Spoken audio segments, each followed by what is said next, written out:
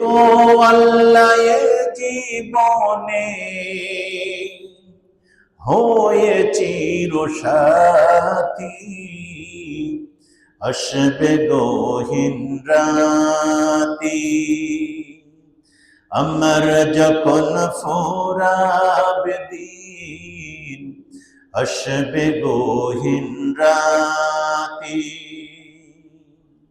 জীবন নদীর দুকুল জুড়ে আসলে অমানিশা, থাকবে না কেউ গোরাধারে, একটু আলো দিশা।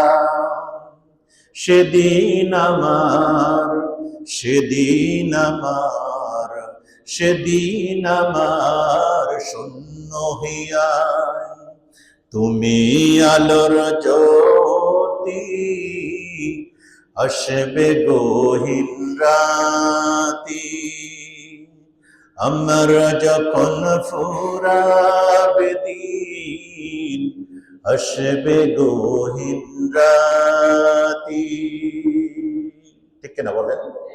ওই দিন আমার আল্লাহ ছাড়া, আমার ইমান ছাড়া, আমার আমল ছাড়া আমার কেউ আমার সাথে থাকবে না। সুতরাং পৃথিবীতে আল্লাহর পরাপর ভালো এই পৃথিবীতে আমাকে আর কেউ বাসে না।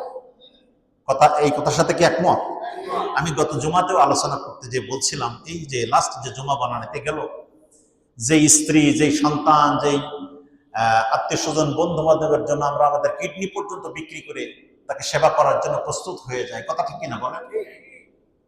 এই সন্তান, এই স্ত্রী, আপনার স্ত্রী আজকে টাকা বন্ধ করে দেন, তার প্রয়োজনে টাকা বন্ধ করেন, 1 মাস 2 মাস টাকা বন্ধ করেন, দেখবেন ওই প্রাণের স্ত্রী চোখ উল্টায় কথা বলা শুরু করে দেবে। 5 সেকেন্ড লেট করবে না। সে টাকা দিতে পারো না তো বিয়ে করছে কেন? অথর্ব হয়েছে কেন? সারাটা জীবন তার জন্য কষ্ট করতে করতে হাড় হাড্ডি সব তামা তামা করে দিয়েছেন, মুহূর্তের ভিতরে সে চোখ উল্টায় ফেলবে। কথা ঠিক কিনা বলো? আবার সন্তান, যেই সন্তানের জন্য আপনি রাস্তায় রাস্তায় ঘুরে বেড়াচ্ছেন, ওই সন্তানকে 1 মাস 2 মাস আপনি টাকা দিতে পারবেন না। সন্তান বলবে, ওই শয়তান সন্তান আপনাকে বলবে, টাকা দিতে পারো না তো বাপ হইছো কেন? জন্ম দিয়েছে কি করতে? আহারে, তার সেই নাদুস নুদুস অবস্থা থেকে শুরু করে প্রতিটি পরতে পরতে তার পেশাব পায়খানায় জড়িয়ে পিতা মাতার গা ভরে দিয়েছে সেই সন্তান, মুহূর্তে চোখ উল্টায় দ্বিধা করে না।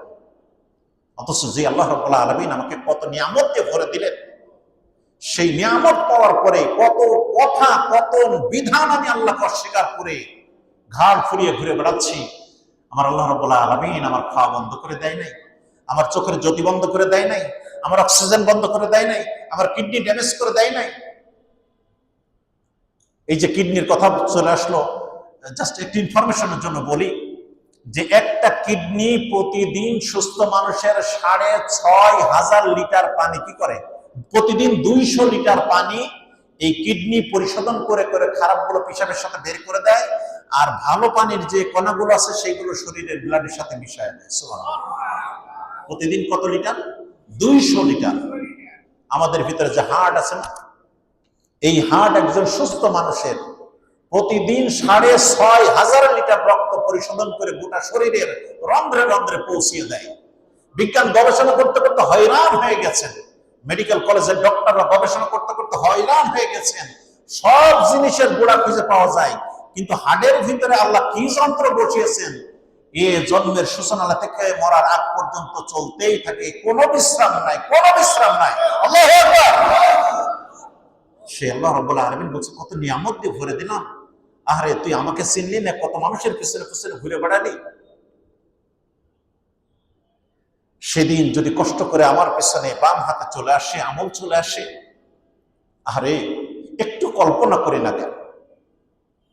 ওই দিন দুঃখের সূচনা থাকবে, দুঃখের কোনো শেষ।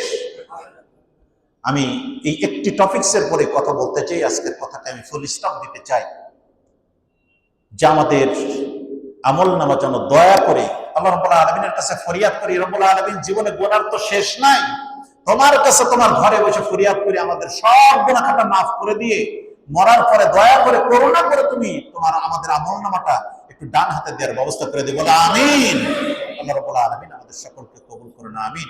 সম্মানিত হাজিরিন, আমি আসলে ছোট্ট একটি পয়েন্ট নিয়ে কথা বলতে চাই, প্রায় ঘন্টাখানেক আমাদের কথা হয়ে গেছে, আপনারা কষ্ট পেয়েছেন আমার কথা শুনে। আল্লাহ রাব্বুল আলামিন আমাদেরকে কোরআনের এই মেসেজগুলো নিজে মানি, নিজের পরিবারকে মানানোর চেষ্টা করি।